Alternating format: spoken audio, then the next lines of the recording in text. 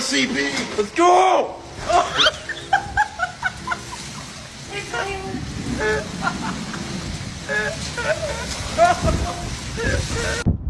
No good this wind, is it?